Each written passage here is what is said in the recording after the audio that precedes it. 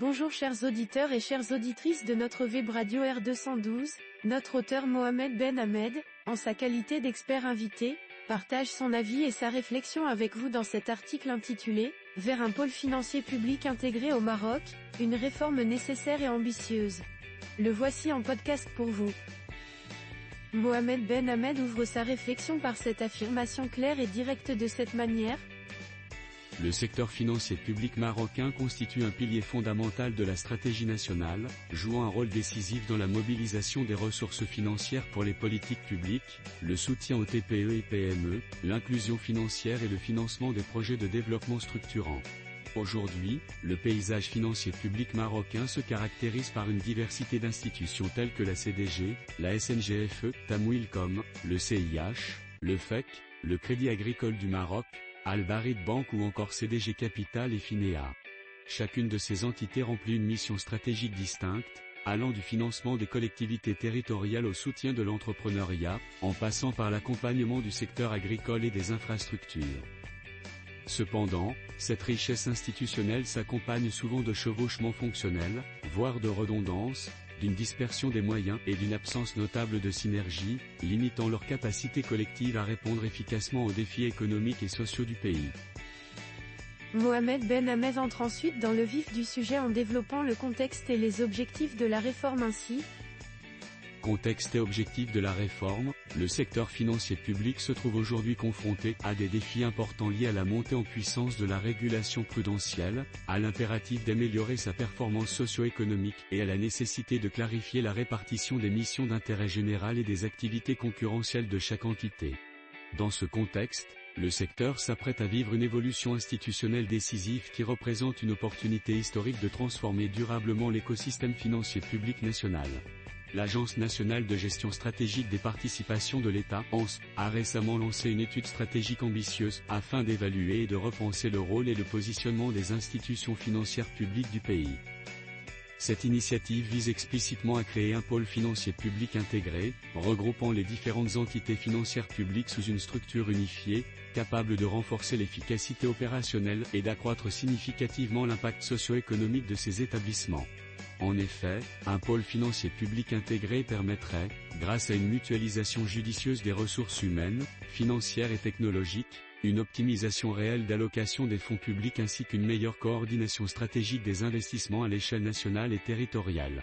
Cette démarche ambitieuse, inscrite dans le cadre de la politique actionnariale de l'État, vise à optimiser la gouvernance, renforcer les synergies et assurer une complémentarité efficace avec le secteur privé, dans un contexte de mutation économique profonde et de nouvelles exigences réglementaires et macro-prudentielles. Dans un deuxième temps, Mohamed Ben Hamed détaille les enjeux et opportunités d'une réforme stratégique. Enjeux et opportunités d'une réforme stratégique. La création d'un pôle financier public consolidé ouvre la porte à plusieurs avantages stratégiques majeurs.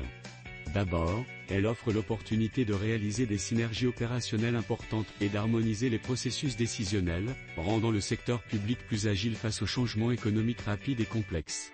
L'intégration et la mutualisation des systèmes d'information constituent un levier majeur d'amélioration de l'efficacité interne des institutions concernées, tout en réduisant considérablement les coûts administratifs et opérationnels. En intégrant leurs infrastructures technologiques, les institutions peuvent partager des données en temps réel, standardiser les processus et améliorer la qualité des services offerts à leurs clients et partenaires. Cette intégration technologique favorise également l'innovation, permettant le développement de nouveaux produits financiers adaptés aux besoins évolutifs du marché. Renforcement de la gouvernance et de la transparence. Une gouvernance centralisée permet une prise de décision plus cohérente et stratégique, alignée sur les objectifs nationaux de développement. Elle renforce également la transparence, en établissant des mécanismes clairs de reporting et de responsabilité. Cette transparence est essentielle pour instaurer la confiance des partenaires nationaux et internationaux, condition sine qua non pour attirer des investissements et des partenariats stratégiques. L'adoption de standards internationaux reconnus en matière de gestion et de gouvernance financière renforcerait la crédibilité des institutions marocaines sur les marchés financiers mondiaux, facilitant ainsi l'accès à des sources de financement diversifiées et compétitives. L'expert aborde ensuite la consolidation de la capacité financière. Consolidation de la capacité financière et du rôle catalyseur, un pôle financier unifié disposerait d'une solidité financière consolidant les actifs et les ressources des différentes institutions. Cette puissance financière consolidée permettrait de soutenir des projets de grande envergure nationale et régionale, notamment dans des secteurs stratégiques tels que les systèmes d'approvisionnement en eau, l'énergie, le développement territorial, l'agriculture durable et l'innovation technologique, renforçant ainsi sa contribution à la croissance du royaume. En tant qu'acteur majeur, le pôle financier public pourrait jouer un rôle catalyseur avec une capacité accrue d'attraction d'investissements privés nationaux et internationaux, en partageant les risques et en facilitant l'accès au financement pour des projets structurants. Par exemple, dans le secteur des infrastructures, ce pôle pourrait financer des projets tels que des réseaux de transport ferroviaire et urbain, des méga-installations énergétiques et hydrauliques ou encore les infrastructures maritimes, logistiques, de transport de communication, essentielles pour le développement économique. Dans l'agriculture, il pourrait soutenir des initiatives visant à moderniser les techniques agricoles, améliorer la productivité et assurer la sécurité alimentaire. En matière d'innovation technologique, le pôle financier public pourrait investir dans des startups et des projets de R&D et d'innovation, stimulant ainsi la compétitivité du pays sur la scène internationale. L'expert invité ne manque pas d'anticiper les défis majeurs liés à cette transformation. Des défis majeurs à anticiper, toutefois, force est de reconnaître que cette transformation ambitieuse comporte son lot de défis et de risques importants. L'un des principaux obstacles à anticiper concerne la diversité des cultures organisationnelles présentes dans les différentes institutions financières publiques. Les différences culturelles peuvent se manifester à travers divers aspects, tels que les styles de management, les processus décisionnels, les approches en matière de gestion des ressources humaines et les valeurs organisationnelles. Chacune de ces organisations possède sa propre identité, marquée par son histoire, ses missions spécifiques, ses transformations institutionnelles, etc. Une harmonisation culturelle efficace passera nécessairement par un management du changement proactif, impliquant une communication régulière et transparente ainsi qu'une participation active des employés tout au long du processus. Cette démarche nécessitera une révision législative approfondie et une étroite coordination avec les autorités de tutelle des institutions, afin de bâtir un cadre réglementaire cohérent et efficace pour le nouvel ensemble intégré. L'alignement stratégique entre institutions aux missions parfois divergentes, sont autant de facteurs de risque critiques à prévenir et à maîtriser, opérationnels, financiers, réglementaires, sociaux, etc. Mohamed Ben Hamed insiste sur la complexité à surmonter ainsi. Complexité des cadres juridiques et réglementaires, les institutions concernées opèrent sous une diversité de cadres institutionnels adaptés à leurs missions particulières. Cette diversité pose un défi majeur de complexité dans l'harmonisation des cadres juridiques et réglementaires spécifiques à chaque institution. L'unification de ces régimes juridiques implique une révision législative approfondie et une coordination étroite avec les autorités de tutelle, ainsi que des ajustements complexes assurant la conformité aux normes nationales et internationales. Par exemple, certaines institutions peuvent être soumises à des régulations strictes en matière de gestion des fonds publics, tandis que d'autres bénéficient de plus de flexibilité opérationnelle. La collaboration avec les autorités de régulation est essentielle pour identifier les obstacles juridiques potentiels et élaborer des solutions adaptées. Cela peut inclure la modification de lois existantes, l'élaboration de nouvelles réglementations et l'établissement de protocoles de transition pour garantir une intégration fluide. Une approche proactive et collaborative avec toutes les parties prenantes est indispensable pour gérer cette complexité juridique. Les expériences internationales nous enseignent que l'implication directe en amont et l'adhésion soutenue des parties prenantes sont essentielles. Une gouvernance structurée et transparente, une communication ouverte et continue, l'investissement dans le capital humain à travers des programmes adaptés de formation, ainsi que la mise en place de mécanismes rigoureux de suivi et d'évaluation, constituent autant de leviers de succès déterminants. Dans la dernière partie de son analyse, Mohamed Ben Hamed énumère les facteurs clés de succès de la manière suivante. Facteur clé de succès, la réussite d'une telle réforme dépendra fondamentalement du soutien ferme et continu des autorités gouvernementales et des ministères de tutelle. Leur engagement garantira une orientation stratégique claire, essentielle à la réussite du projet. Par ailleurs, il sera indispensable d'associer activement les institutions financières concernées à l'élaboration de la vision stratégique du pôle intégré, afin d'assurer une adhésion collective forte.